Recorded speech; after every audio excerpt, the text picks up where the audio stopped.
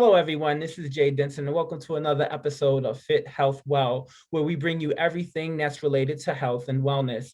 Today, I have a gentleman that I've been wanting to speak to for some time now. When I was in New York City, very, very popular coach in the running community, well-known coach in the running community. And, his contributions, not only within the running community, just extends outside of this as well. You get a passion and you get a gauge for just what he does and just his commitment to overall fitness. I've seen it not only in articles that he's been featured in, but I just see it in his day-to-day Instagram. He's someone, if I can describe it, who walks the walk and talks the talk, right? So, you have people out there that speak on a lot of things, but he is a very accomplished gentleman. Um, he is the co-founder of City Coach Multisport. He's also been a coach and an endurance athlete for over 25 years. If that isn't enough, he holds a master's degree in exercise physiology and has passed the current certifications from the American College of Sports Medicine, National Strength and Conditioning Association, and USA Cycling. He's also coached Jackrabbit Sports since 2004 and coached for Nike from 2002 to 2014. If that's not enough, he's also an author. He's co-authored the Complete Idiot Guide to Weight Training, which we will get into today as well. And he's also been featured in New York Runners Triathlete magazine. He's also been a speaker for Nike, New York Runners Row Club, Chelsea Piers Triathlon Club. And as of last year, which I thought was really, really impressive, he was also featured in Runner's World with his son about running to school every day in an effort to help the environment. I just think that this gentleman's amazing. I am honored to have him on my program today. And with no further ado, I would like to introduce Jonathan Kane, or as we know him, Coach Kane. How are you today? I'm doing great. Thank you very much. Thanks for having me, Jeff. Awesome. How was the introduction? Did I leave anything out or did I get everything covered? Yeah, you know what? I mean, the only thing, it's funny, since that one was written now, I'm thinking like, oh, wow, no, it's actually been 30 years. It shows you how old that one was. Yeah, I've been at this for 30 years now, and we have a new book, which I'll plug and bother you about later. But no, that's pretty much what we're doing. I mean, that's pretty much my entire adult life. I've been working, as you alluded to, working in fitness and, endurance in one way or another. Absolutely. And I don't know how you would like to describe it, but at least from my perspective, and you could correct me if I'm wrong, but I mean, when you dedicate 30 years of your life to, the fitness, health and wellness, and more specifically the running community, I look at that as a service, right? Personally, it's not something that everybody has to get up every day and do, but that is something that's commendable. And just for any of our first time listeners and people that don't know you outside of New York City, can you just give us some background about yourself, and then what was your passion in terms of running and becoming a coach? Sure, and it's funny. I mean, it's flattering for you to speak of me that way, as if I'm providing a service.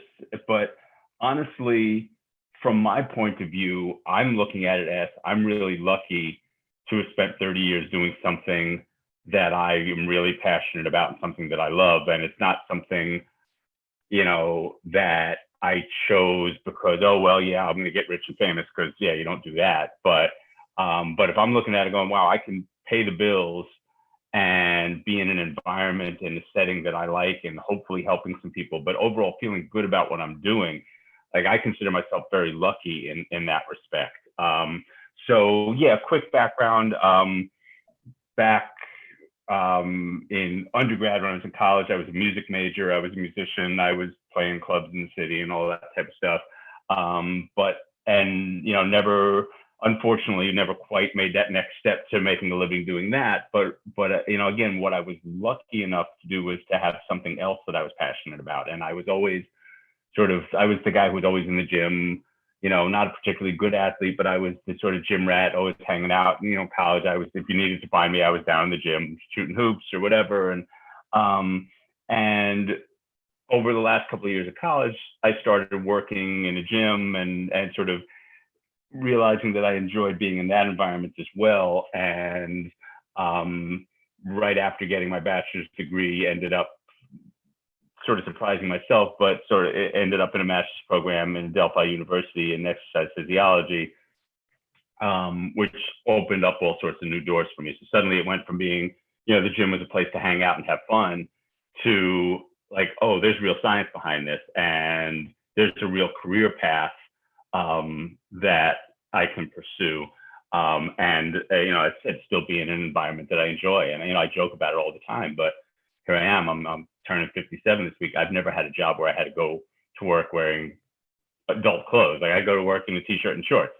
The closest thing I ever had, I was the fitness director for the police department. But even then, all I did was run gyms.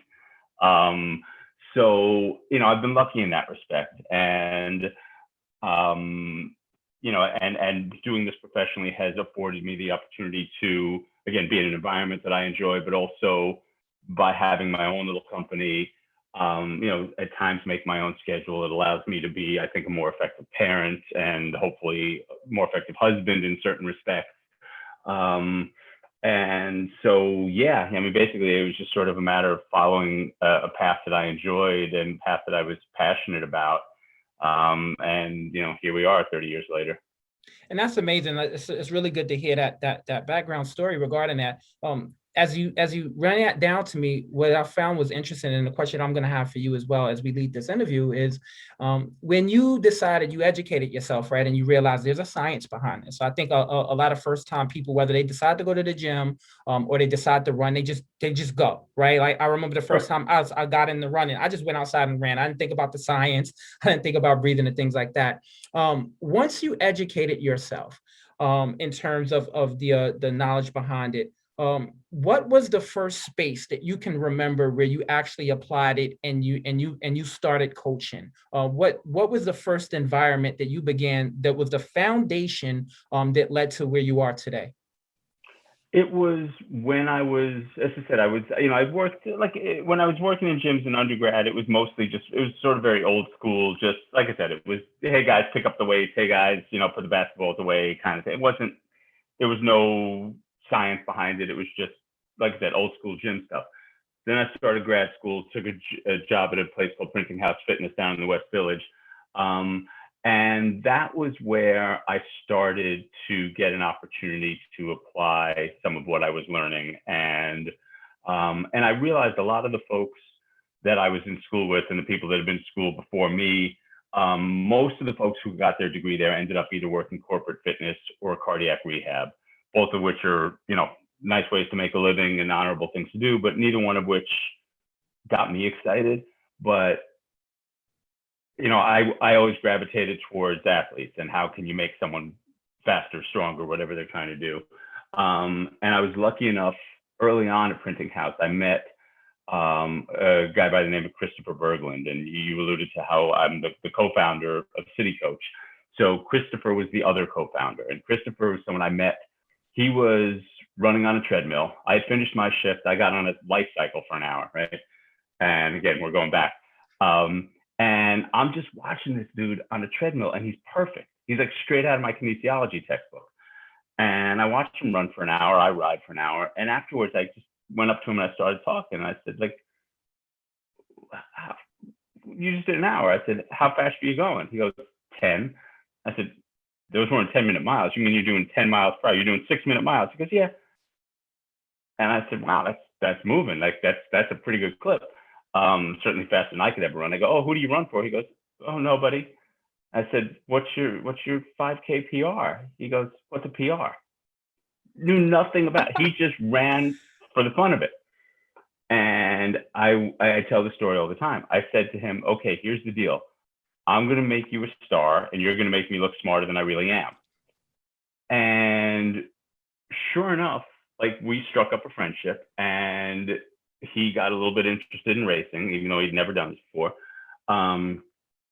And so he was sort of my sort of pet project. We became good friends, and I got to bring him into a lab and do things with him and try things out on him. And so that was the first chance for me to really apply it. And I was lucky enough to have someone who was such a talented athlete that, who I could apply it to. And Christopher went on to, he's written a couple of books. He's a columnist now for Psychology Today. He won a triple Ironman 3 times. He set the 24-hour record. He's in the Guinness Book of World Records. He ran 153.76 miles on a treadmill in 24 hours. So, he and I had this really nice partnership as athlete and coach. But one of the things that happened was, because he was such a tremendous athlete and he was just a really good looking guy, and people gravitated to him, understandably. So they would flock to him and say, "Christopher, what should I do?" And he'd go, "How the heck should I know? Ask Jonathan." So he was sort of like, we had we started this partnership where, he's still, he's more of a consultant. He wasn't doing the nuts and bolts coaching, but like I said, people gravitated to him, and rightly so. So we had this sort of symbiotic relationship, and he helped me, very much helped me grow my brand at whether, as Coach Kane or, a city coach. And I like to think that I mean, it's funny, he gives me a lot of credit. I suspect sooner or later he was going to find that path with someone. But I'm glad that I was there to fill that role. So that was a very long-winded way of saying, yeah, he's the one. When I started grad school, met Christopher, got to work with him, and that was sort of what really got me passionate and got me thinking, wow, working with athletes is something that I would love to do for the rest of my life. And I love that story. It kind of reminds me of, like, you just found like this blue chip athlete, right? Like it's it kind of like just fell in your lap. And anyone that's listening is not familiar with the running community. So anytime you hear terms, I'm going to take the opportunity to break it down. So when he says PR, he's talking about personal record. And what is interesting about your story as well, I've heard a lot of running stories. I've been a part of the running community for over 10 years myself now. So when I hear someone that's that good, that didn't know what a PR was, or didn't know what the race lingo, and it's just pure natural talent, like that is amazing to hear that, and just to see how that relationship just fostered between you two, right? I think that like you said, it both of you guys benefited from the relationship, right? In terms of him helping you build your brand, and him as well, in terms of just the extra knowledge and things like that. So with that being said, then now we transition to, you becoming an author and being an author. So I want to get into the Complete Idiot's Guide to Weight Training. When you started that, what was the motivation behind that in terms of what you were going to do with it, and then what was your goal? Sure. So that particular book, and that franchise of books, the whole the Idiot's Guide, is a little different than most books in that they come up with a list of titles that they want, and then they put it out almost like an audition, almost like you're auditioning for a role in a play. So they say, hey, we're writing a book on weight training, and 20 or 30 people say, okay, I want to do that. And so we had to submit a detailed outline, a sample chapter, and luckily, and I teamed up with it was actually my ex, who was a physical therapist and a world champion athlete, and we had a friend who passed away a few years ago, a guy by the name of Joe Glickman, who was an elite endurance athlete, but also he was the professional writer of the group, and he's the one that sort of made us aware of this. And he's like, hey guys, I can write. You guys know this material. Let's team up. So yeah, that's what we did. We then put together that proposal, and we got the gig, and it was good. It's far. I always say it's far from a literary masterpiece. No one's ever going to read that and go, oh wow, this is just brilliant. But it's a good guide for beginners. It's what it is. And I remember showing it to my grad school professor, who's the smartest physiology mind I've ever met. And I was so afraid he was going to rip it apart because I oversimplified a lot of stuff. And he was like, no, I'm really proud of you. You did a really nice job of making it approachable and understandable.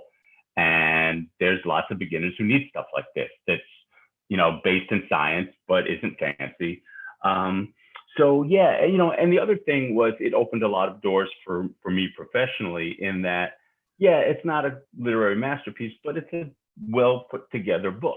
And when you say, like in my bio, you mentioned, okay, I wrote for Triathlete Magazine or New York Runner or whatever. And, when you can say to someone, hey, I've written a book, can I write an article for you? They know at least I've got something I've got some baseline level of ability. So it was a nice, as silly as it is, to say, oh yeah, I wrote an idiot's guide. Yeah, I'm glad we did it. And the three of us, like I said, the professional author, the elite athlete, and me, we made a nice team. We sort of the same way I said, Christopher and I complimented each other. The three authors, we sort of complimented each other and filled in the blanks. And yeah, it was a nice opportunity. That's good. And I like that the way you summed it up, because anytime I see these series of books, I actually, when I was in undergrad and prior to going to university myself, I always looked at that label, like when it's like a complete idiot guide. I'm not one of those people who's ever offended. I was like, oh, that means that I can read this, right? So I was, you want to be as transparent as you can, because you don't want anything that's too complex and you're using a lot of terms and lingos that a common person is unfamiliar with, because they're going to become disinterested, right? That's exactly it. And, there's, I'm sorry to cut you off, but yeah, there's a comfort in that. And I had people, I remember one guy said to me one time, he says, oh, I picked up your book. I said, I didn't even tell you I wrote a book. How did you know? He goes, oh, I didn't know it was yours, but I love that series. And I said, really? He goes, I know what it is. I know what it's going to, it's like, what the analogy I use sometimes is, you're driving down in the middle of nowhere, and on one side of the road, you're hungry. On one side of the road, there's this diner, and, it's like, oh, this could be really nice, or I could get salmonella, or I can go next door to McDonald's and it's not going to be great, but I know what it's going to look like. I know what the menu is going to be. I know what to expect there. And as long as I don't go in with high expectations, it's going to be fine. And that's what that franchise is. Those books are McDonald's. And I remember my editor, like the first chapter I submitted, she wrote back and said, don't ever start a sentence with studies show. And she's like, just write it like you're just talking to a friend. And once I got past that and remembered I wasn't writing for my grad school professor, yeah, it was fine. That's good. That's amazing. And again, I think stuff like that is always a great reference. I think they sell well, but not only in the fact of just selling it well, it's just relatable. I think even when I start writing and I do my blogging, like I'm just thinking about a wider audience. If there's a specific audience of people that I'd like to speak to, I do cater to that, but typically it's to the public. So kudos to you for that. Now, this is the part of the interview I want to get a lot of value out of, because I always get excited when people like yourself are here. So anyone listening to this, right? There's people out there, there's beginners, there's first time runners. I think now we live in a time, I don't know how I can date this, how far back, but I would say within the past 10 years, this is the most I've seen most people being active and running at the same time. With that being said, people are looking for more resources in terms of running. So what I'd like to ask you and start off the question with is, if someone's running for the first time and they come into you and they're like, Coach, I need help. I barely ran. A brisk walk is the most. Where should I start? I think there's a couple of pretty common mistakes that I see when working with beginners. One is people try and I mean, I know it sounds silly to say, but people try and get from point A to point Z without going to B next. And by which I mean, they say, oh, well, Jay runs this much, I'm going to do, and I want to be like Jay, so I'm going to run what he runs. Well, that's not going to work for a beginner. And, so you sort of rely on this sort of anecdotal evidence of, oh, this works for him, it'll work for me. Or, yeah, I want to look like him, so I'll do what he does, that kind of thing. And, especially with running, with any new activity, but especially with running where there is that orthopedic stress that's involved, you need to be respectful of it. You need to work into it gradually. And that's why, I always sort of bristle when you see all these couch to marathon programs. I'm thinking, don't worry about getting to a marathon, get from the couch to a 5K, and then maybe do a 10K, then maybe do a half marathon, then maybe eventually to a marathon. But those couch to 5K things make sense. Couch to marathon, you end up either getting hurt along the way, or you have a miserable time because you set these unrealistic expectations, and and you're in pain the whole time. And then you go back to the couch when you cross it off your bucket list. I'm much happier with someone who will be more methodical about it, will be more conservative about it, build up more gradually, but stays healthy and makes it part of their lifestyle. Not someone who goes couch to marathon, crosses it off their bucket list, and then goes to their next sport. So I think, to answer your question, one of the biggest mistakes is just trying to do too much too fast, and you're risking injury, you're risking disappointment. And then the other thing that I see so many beginners do is they just try and build and build and build and build. And, if Monday they're doing 2 miles, then Tuesday they're going to do 2.5, and Wednesday they're going to do 3, and they're going to just keep going up, as opposed to giving themselves some recovery time, as opposed to giving themselves the requisite time off, the requisite easier days and easier weeks. So rather than things being either just the same every day or constantly building, I want to see folks go a little faster one day, a little easier the next, take a rest day, then go a little faster, that kind of thing. To have there be some logic to the flow there. So yeah, those are typically, when I was running, I coached for Jackrabbit, like you mentioned in the bio, for like 12, 13 years, and we would do beginner programs for them 4 times a year, 10-week programs. And the biggest complaint I would get, like early on, I would get all these emails from folks saying, can I do more than we're doing, than we did? Like, no, I don't want you to do more. I want you to get to the start of that, because I can't get you to the finish if I can't get you to the start. And if you get hurt, you're not getting to the start. So yeah, take things in smaller chunks, be smart about it, be patient about it. And that's not easy for anyone. You get excited about something, you want to do more. But yeah, I try and get folks to see the bigger picture and approach running as something that they can stick with for a long time. And that's good. I really like that approach. I had Dean Karnazes, so I'm pretty sure you are aware of who he is, on my program during the first season. Met him. Yeah, so he's amazing, a fine gentleman. So with that being said, I remember the story he told me when he said, on my 30th birthday, I just decided I was going to go out and run, and I did 30 miles, right? And I've gotten feedback from that episode, and there's 2 mistakes, right, in terms of beginners that I get from people. One was a little bit from that interview, and 2, that movie, and I don't know if you've seen it, Brittany Runs a Marathon, where I know it. I didn't see it. Okay, I don't want to ruin it too much, but it's everything against what you just said. Like, she just decided one day, I'm going to do something about my weight. I'm going to run a marathon, and there's nothing in between. There's just this happened in a 2-hour time span. Look, and again, Dean is an anomaly. It's funny. I met Dean actually when Christopher set his treadmill record. Dean was on the next treadmill. The two of them were both going for the record at the same time, and Dean ran 149 miles. Christopher ran 153. But it was interesting to watch Dean's approach and his mental game. He was very impressive. But yeah, look, for every Dean Karnazes who can go out and run 30 miles on his 30th birthday, or who could decide to do that, there's thousands and thousands and thousands of people who are going to get broken really fast trying to emulate. So there's lots of things to learn from Dean, lots of things to emulate about Dean, but trying to go out and duplicate what he's doing is certainly going to be a recipe for disaster for 99.9% of the population. Exactly. And speaking to my beginners, just a summary to what Coach is saying. Again, I think our ambition, and correct me if I'm wrong, but your ambition should be set for a 5K max, right? I would assume that, just go out, just run, make sure it feels good. Go at a moderate pace, but don't be too aggressive too soon, because I think that's where a lot of mistakes happen, and that's where a lot of injuries happen, right? And that's not what we want. Second question, as it's still catering to runners that are just starting out. I know you're knowledgeable in the areas of kinesiology. With that being said, how important is form in terms of running, and what are the proper, what are the bad forms? Give me some examples, some bad forms and good forms in terms of running. Here's another wishy-washy answer. Yes, form is important, but no, I don't want to make everyone into the same exact runner. We're all built differently. We all have idiosyncrasies, a tall runner, a short runner, a lanky runner.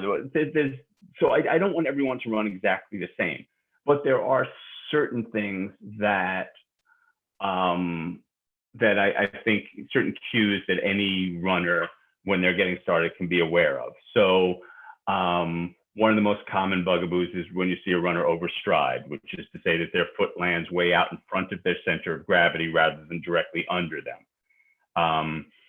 You think about it, you tell someone, hey, go faster.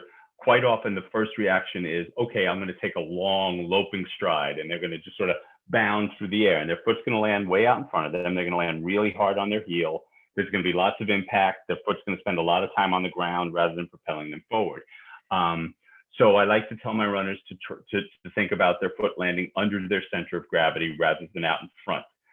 That will help both from a performance point of view and from an injury prevention point of view. And other common, I don't want to call them faults, but certainly things to be aware of. You see runners who cross their midline with their hands. So suddenly that right hand, they're twisting their torso a lot. Now suddenly the right hand is coming up towards the left shoulder and vice versa. And they're twisting a lot. That's, at the very least, it's resulting in a lot of wasted energy, right? We're trying to go straight ahead. If you're spending a lot of energy rotating, moving laterally, that's going to be counterproductive. And so now what happens when your arm goes across, now the leg is going to do the same thing. Now suddenly, instead of everything going straight ahead, instead of your stride being 3 feet forward, it's 33 inches forward, it's 3 inches laterally, that kind of thing. So that's another one that I like to use as a cue for my runners. And then just in general, I want folks, it's really easy to just sort of say, oh, I'm going to tune out. I'm going to turn on my music. I'm going to go for a run and I'm not going to pay any attention. And if running to music helps, by all means, listen to music, but try to be aware of what's going on with your body. Try and do an occasional sort of physical inventory and like, okay, am I shrugging my shoulders up to my ears or are they down nice and low and relaxed? Are my elbows at about 90 degrees? Are my hands nice and relaxed as opposed to clenching a fist? Am I clenching my jaw? That kind of thing. So those are all things that we talk to folks about. But if you ask me like one particular thing, it's don't overstride. And I thank you for that. I love the gym. I think the gym that I got from that, and listeners, I hope you caught it when you heard it, because I've seen runners do this as well, is the wasted energy portion, right? Like I think a lot of times when you're just flailing and doing things like that, you're not really focusing on, like you said, the direct path forward. So being conservative in that area is definitely an asset. I would say, just in terms of just doing the proper movement, right, and not doing anything outside of that. With that being said, so all right, we got that covered pretty much. Start off in moderation. Let's not waste energy. Now, in terms of rest and nutrition around running, what would you give anybody that's just starting out? Well, look, rest and recovery is important for anyone, whether it's an elite athlete who's trying to, make the Olympic trials, or whether it's a beginner. It's just a matter of what that recovery and rest, what represents recovery and rest. So for an elite athlete who's running 70, 80, 100 miles a week, that might mean a day off every 2 weeks. It might mean an easy run every Friday instead, for a beginner, it's usually going to be running every other day. Like that beginner program that I alluded to with Jackrabbit, yeah, we would run 3 times a week. And when folks would say, can I do more? I'd say, I wish you wouldn't. You need to give your body time to recover. And look, as they progress, yeah, if they're going to become more accomplished runners and become faster, sure, they're going to have to do more. They're going to have to do more than 3 days a week eventually. But starting off for a beginner every other day is usually just fine. You tend to get much better results with 3 than with 2 days a week. But those next incremental changes, going up to 4 or 5, whatever, the return on the investment becomes less and less. So for a beginner, that every other day or 3 times a week sweet spot seems to work really well. That's good. Thank you. That's a lot of good advice regarding that as well. And I know we brought this up earlier in the conversation. I'm looking out for you, my beginning runners that are listening to this podcast. So I'm extracting as much information as I can from Coach, so that you can apply it and then seek further information from it as well, if you found this useful. So now let's say we get to a point where, a beginner that they kind of find their stride, they got their own regimen that they're following. From your recommendation, how far out, if they aspire to run a marathon, how far out should that be? Should it be 1 year, 2 years, or a time frame is irrelevant? Again, it is certainly going to vary from runner to runner, but I think a year is a reasonable. If the goal is I want to get to the starting line healthy, I want to get to the finish line, not worrying about a particular time or anything, but just I want to start healthy and I want to finish. Tony Ruiz from Central Park Track Club used to always say, finish with some dignity. But But again, I think a year. If we're not going to stress over time, we're not going to worry about PRs. Can come later. If you want to keep with marathons, you can worry about PRs. First one, just get through that race, get to the start, get to the finish. I think a year is a reasonable time frame. Old school, like the real old school coaches would tell you you need longer than that. I think that's probably overkill. But I think when you start doing less than that, you're risking, like I keep saying, you're risking getting injured in the process and not getting to the starting line. And again, could you do it in 9 or 10 months? Of course. But I think generally speaking, look, and let's be honest, under normal circumstances, when we're not all locked down, when does everyone make the resolution that they're going to run a marathon? They do it the day after they watch New York City Marathon. They go, okay, next year I'm inspired. I watched them. I saw them coming up First Avenue. I watched them through Harlem. That's what I'm going to do. I'm going to be that guy next year.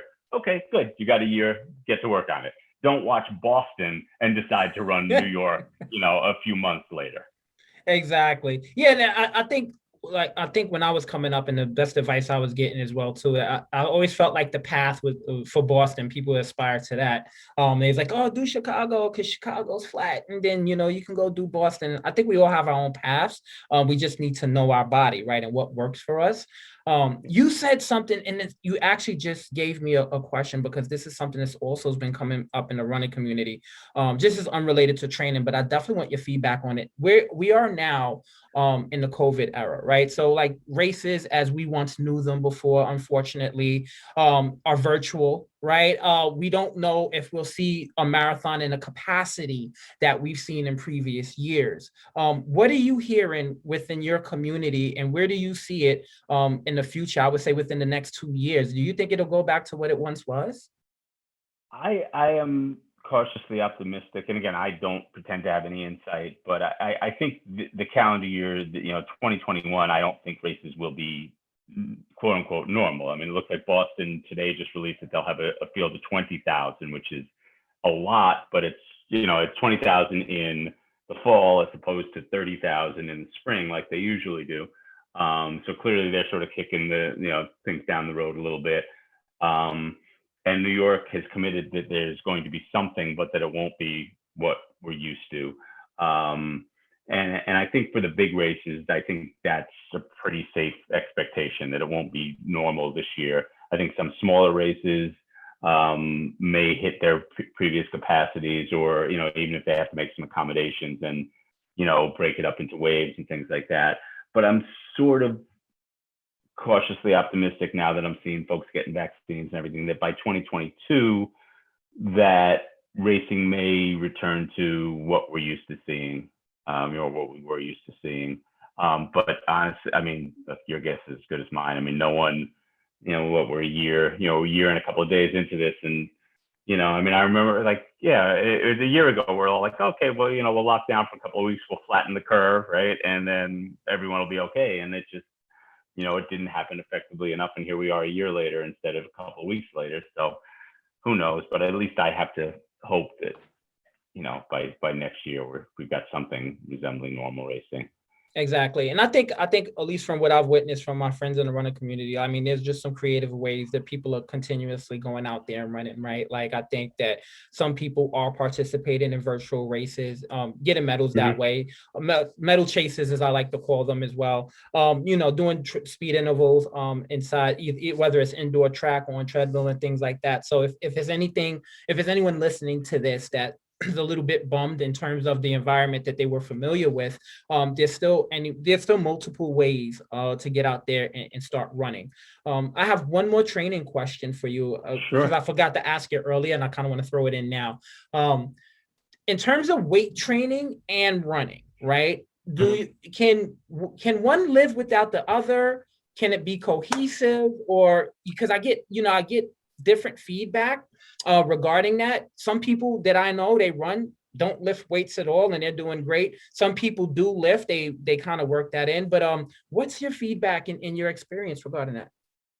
Yeah, I think I treat strength training as, most people think, okay, well, it's going to be performance enhancement, it's going to make me faster. I take it a different view on it, and I'm looking at it more from a point of view of injury prevention rather than directly enhancing performance. Now, I would also argue that, you know what, if you miss fewer days due to injury, you're training more consistently, you're missing fewer days, it will in fact be performance enhancing. So I do think that it's a smart investment of time and energy for an endurance athlete. As you said, there are plenty of athletes, there are plenty of runners who are really good and really talented who don't do any strength training, and they can get away with it. But you know, my concern is, again, not necessarily, okay, well, you know, like everyone tends to say, okay, well, I need my hamstrings, so let me do lots of hamstring work, and I need quadricep work.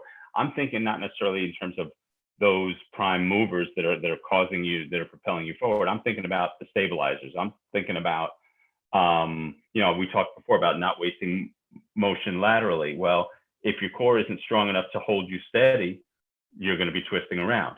If your hip abductors and adductors aren't strong enough, so now your leg, instead of tracking straight, you've got too much lateral movement, that's going to decrease your performance. So I'm thinking of it for those things, not necessarily the sort of glamour muscles, but more of the things to sort of keep you healthy. But no, it would be foolish of me to say that every runner has to strength train. There's some who can get away without it, but I think it's a smart investment to do some form of strength training for endurance athletes. And in terms of endurance as well, and preservation of, you know, not only your body and muscle and things like that, I know stretching is a big thing. It's spoken about a lot. Too much, how like moderate, what's the right amount of stretching? What is your stance on stretching? My stance is it's probably, the value is probably overblown. And certainly that old school, you know, like sort of high school gym class, touch your toes kind of thing, you know, those types of things are probably of little or no value. And I certainly don't want to see my runners doing static stretching before a run. Certainly not before a race. And there's actually pretty good evidence that doing that will inhibit performance rather than enhance performance. So, you know, typically what you want to see is some sort of a dynamic warm up where you're moving through a range of motion, getting some blood flowing. You know, that type of stretching probably is of some value. And then maybe a little bit of static stretching afterwards. And yes, you need to be able to take your muscles through a range of motion and have some mobility, but you know, you don't need to spend an inordinate amount of time on it, and you certainly don't need to be doing it before a run, where, as I said, if anything, it's increasing your chance of getting injured, and it's inhibiting your chance of performing at your best. I think that's really good advice, and it actually aligns with some of the people I spoke to as well. I think what the most consistent information I got regarding stretching is that in terms of running, that runners often do spend too much time stretching, and I think that is consistent across the board. Especially if my consistent listeners have been listening to past previous episodes. So it's something to just keep in mind, guys. If you guys are out there, you don't have to spend 10 minutes before a race stretching. It's really not required. I think trust your body, you know, definitely, and then trust your training as well. And you know, if you need any additional help, then go into that. You know, I got a lot of great information out of you, Coach. I really, really appreciate that. And in terms of just what you provided today, not only for beginners, but just runners in general. And just talking a little bit about yourself. Guys, if you haven't followed me on Instagram, we'll get the information later. But what I love about you is not only your love for your family, but in terms of how your entire family, your immediate unit, being your wife and your son, Simon, are all fit. You had this article in Runner's World that I mentioned earlier in the intro, in terms of he came up with this idea of he wanted to save the environment. And I thought that was amazing. My question to you is, especially with kids, right? I think we live in a day of culture. I remember when I was younger, I always wanted to go outside. I was very active, but kids, they like to play games, and you really have to push them to go out and be active. How did you get your son so active into, you know, just being so active, working out and running and things like that? Right. Well, there's a couple of things. First of all, don't get me wrong. Like, he will, if I let him hang out and, you know, on my phone and playing games, he'll do it for hours at a time. So he's like every other kid in that respect. But I think the two things that we've done, you know, look, I've messed up a lot of stuff as a parent, but there are a couple of things that I think we've done right. One is we have modeled good behavior for him from the time he was born. My wife was active during her pregnancy. As soon as he was born, he saw her active. He saw me active. So we're certainly, you were kind enough to use the phrase earlier, walk the walk like that. That's, yeah, I try and set a good example for him. So I'm not going to be the guy sitting on the couch watching the game, eating a bag of chips saying, oh, go be active, kid. And the other thing that I think we've done that I'm proud of is that we have sort of let him lead the way on a lot of these things.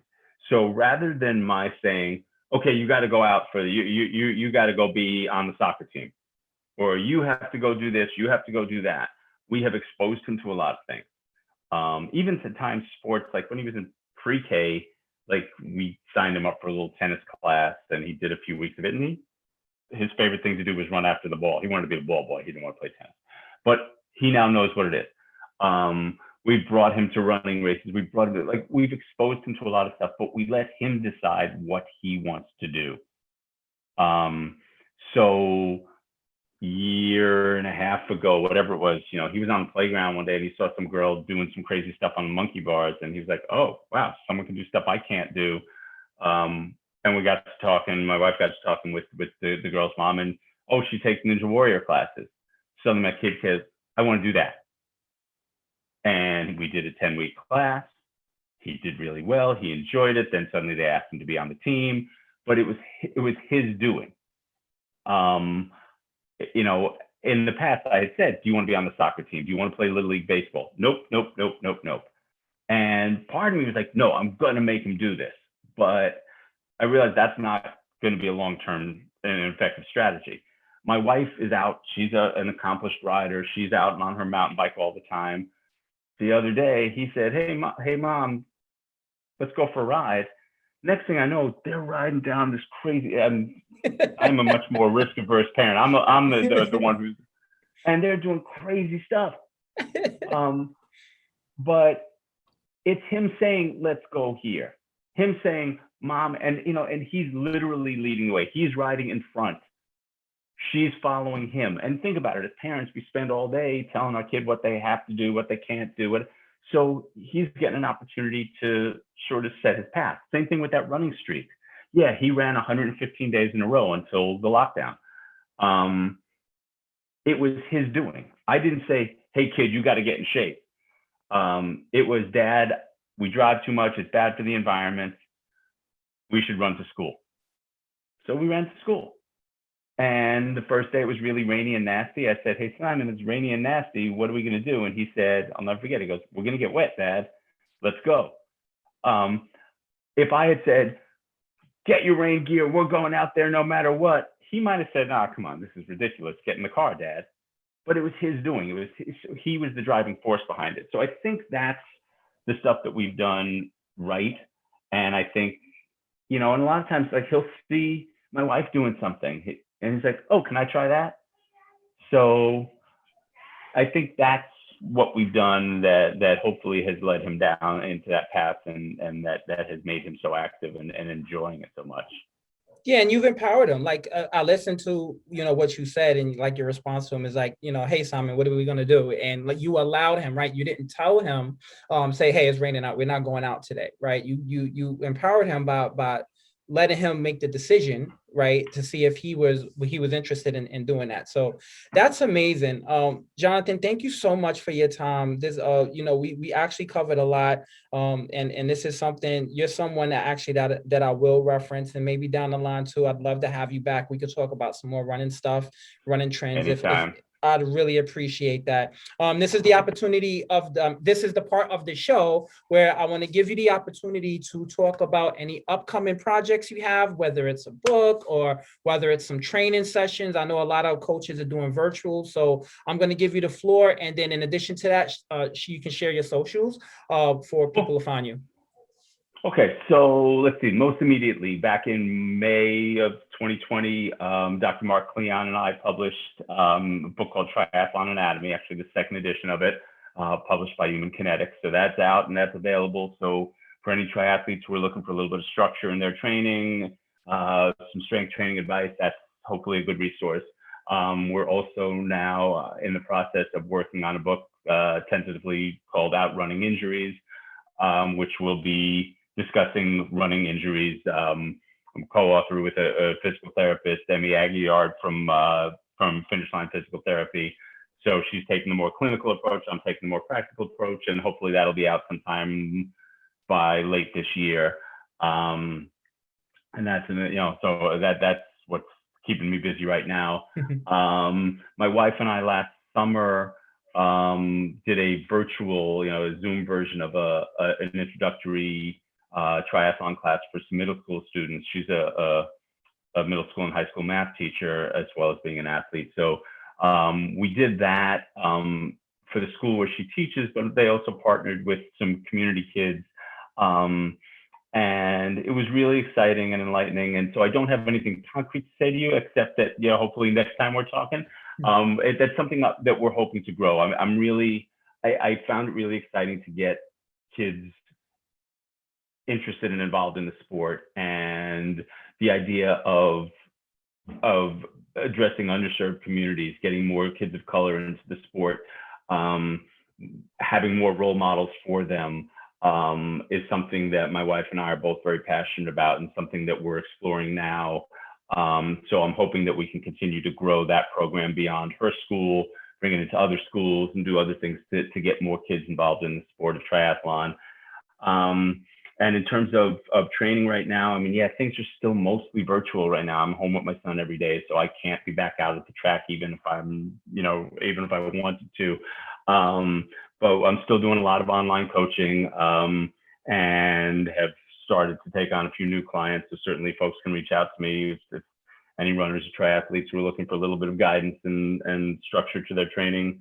Hopefully I can help them accomplish that. And yeah, that's where we are. Awesome. And definitely. in terms of social, I'm at Coach Kane, CoachCane on Instagram and Facebook, and it's at Real Coach Kane on Twitter. And you can follow my son and my wife on Instagram as well. They're linked on my Insta page, and they're the more exciting follows anyway. No, yeah, definitely. Your whole entire family is amazing, and I love that everybody's out there. And I definitely want to have you back on. We'll revisit this. We'll have a continuation of this conversation in a year's time, because I definitely wanted. There's three things that you brought up in terms of just the sports injury portion of it, and the efforts that you and your wife are doing in the communities of color. Because I do remember for myself growing up, I grew up in the Bronx, right? So East Tremont section, Washington Project. So like I didn't see anybody out running, not is an amount now that I see now, right? Like now I think there's about at least 4 or 5 different Bronx running groups. And like you said, yeah, when you do those habits, again, it affects the younger generation. So I definitely want to have you back to promote that stuff and talk about it. We'll tee up again in a year's time. But again, thank you so much, Coach. I really, really appreciate it. And everything will be up, guys, on the website as well. And again, you can always follow us at fithealthwell.com on our latest information that we'll have. And you can also shoot us an email if you'd like to be on the show, or you have some information at fithealthwell@gmail.com. Again, thank you so much, guys, for listening. I really, really appreciate it, as we try to bring you new content each and every Friday that's going to be released. Thank you so much, guys. I'm Jay Denson. Thank you again to our coach that decided to come in today and give us his time. I am grateful for it. And until then, I'll see you guys on the next episode.